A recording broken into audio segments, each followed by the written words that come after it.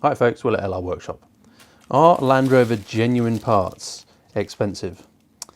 Difficult question, I would say. As always in life, there's probably yes and a no to that answer. What I'm going to do is talk about these 3 power steering pipes I have that are all genuine, and a couple of other examples, and then you try and make up your own mind about whether you think they're expensive or not. Now, first off, there are some things that are very expensive. We know they're clearly expensive. A power steering pump, for example, you could pay £500 or £600 for that, where you could get it OEM, just as good quality for maybe 150. In this example here, I've had a power steering leak on my Defender for the last 2 years, and it's got to the point where I want to change the pipes. Now, these are the 3 pipes on a 300 TDI. The pipes have never been changed, so the one that's been leaking is this one, the one that's been replaced. This is where it connects onto the reservoir. You can see on here, this rubber has got very old, it's got the indentation of the hose clip on it. It's been leaking here, I think, and then this is the pump end. The same, you can see it's all kind of splayed out and cracking. Now this is the original pipe. So 1997, started leaking 2 years ago, 20 years this did, before it started leaking. That's pretty good. Now, the problem with fitting aftermarket parts is that you don't really know how long they're going to last. They come with warranties, but even if it's a 3-year warranty, which is pretty damn good for the industry, a lot of them are 1 or 2 years, a 3-year warranty wouldn't be enough for me, because there's so many of these parts on the vehicle, and my vehicle's so old, that if this fails within 3 years, I don't want to have to do it again within 3 years. One example is the fuel injection pump. My fuel injection pump was leaking through the throttle spindle about 3 years ago. I messed it up, I had to take the pump off, and I decided to replace all the seals on the injection pump. And I found one of the kits you had that were available on eBay. I couldn't really I didn't really know that they weren't genuine or there was any difference, because the cheaper kits had flooded the marketplace, so I bought them. Here we are 3 years on, and the pump's leaking again, I suspect, from one of the side seals on the pump. Now I'm kicking myself because I've done a bit of digging and I've actually found a Bosch genuine O-ring part number, which are available, but they're actually quite difficult to find because accessibility of parts information is not that easy, and it all depends on the part number of your pump, which you can't, there's no correlation between the part number of your pump and the parts that you require, because these pumps were fitted to Peugeots and all sorts of other different vehicles in different configurations. But I have managed to find a genuine seal, and looking back through my photos, the seal that I took off looked like this one as a genuine one. The seal I put on didn't look like this one, and it's now leaking. So I've gone for a genuine part with that. Looking forward to the power steering pipes, I don't want to be replacing these in 3 years. They could leak again. Now, this is the one that was typically leaking the most. However, I suspect that this end here, which is the return from the pump, the return from the steering box into the reservoir, I think was also leaking as well. Essentially, the rubber bits are perishing 22 years on. I could have bought all these pipes for about 50 quid, and I elected to go for genuine. And these genuine pipes set me back £140. So we're looking at about 3 times more the price that I paid for these pipes. But actually, the peace of mind is going to be great.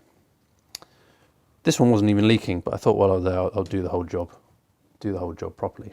Now I'm impressed with these parts because these are actually 300 TDI, they're genuine bags, they're labelled 2018, but this one's got a label on it, 22nd of May 2019. Now that's the date that label was put on, but I suspect they're not going to be much older than that, and they came in sealed bags, so that would have been put on before it was bagged up and labelled. They're still making genuine 300 TDI parts, and it's very clear from the quality. Now these are OEM, these pipes are Air Equip, but you can tell when you open the bag that the difference is the quality of the rubber, I find.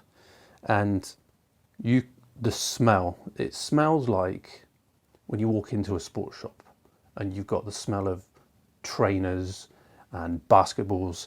That's exactly what this smells like like new, decent rubber. If you get an aftermarket part, it doesn't really smell of anything, really. So they're probably using a different grade of rubber. Cheaper, no doubt. These pipes here, you could get these for about 15 to 20 pounds, whereas these were about 60 pounds each.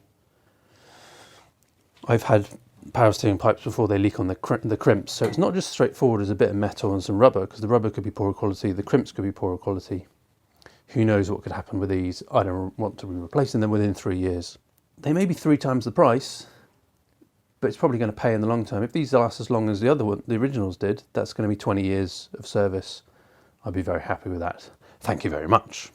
Now, one of the other reasons for buying genuine is if there's a problem with one of these parts, there'll probably be a warranty. Now, I've had defective genuine parts before, and I tell the retailer there's a problem with this part, and they say, either they'll say, oh, chuck it in the bin, we'll send you another one, if it's not worth the hassle getting it back. That's happened for me with a 300 DDI crank seal that had, it was cut on the lip of the seal. They just said, chuck it away and we'll send you a new one. I sent them photos. What happened with the brake pipe that I bought, what Land Rover had actually done is they'd put the wrong brake pipe in the wrong bag. So they'd sent the bag out, the one I wanted, and I ended up with one that was completely different. So I sent that back. They wanted that one back, and they investigated and they realised they'd made a mistake. And they sent it out. That was a bit of a hassle, but actually I wasn't financially out of pocket, because the retailers have got the backup of Land Rover, the genuine parts supply, where they can do that. Imagine trying to do that with Britpart, Bearmac, all makes. It's going to be a bit more of a pain. They want more evidence, which is always a bit frustrating and difficult. And they will try and weasel out of it in any way they can possible. Land Rover, I've found, don't tend to quibble. But Land Rover itself, I don't think they're expecting this thing to fail within 3 years anyway, which is good. I like that confidence. So really, you're paying for the confidence, and you're paying for not having to do the job again within X number of years, probably. And if you do, they've probably got your back. So are these pipes expensive? Well, on the face of it, perhaps.